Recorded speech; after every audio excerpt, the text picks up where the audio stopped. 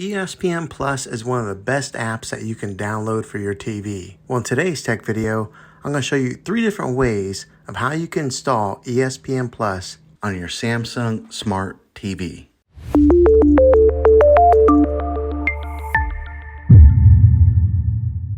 It can be really frustrating if you want to watch some of the great content that is on ESPN Plus and you find that your TV is unable to download it. If your TV is an older model of smart TV, then it could prevent you from downloading this app.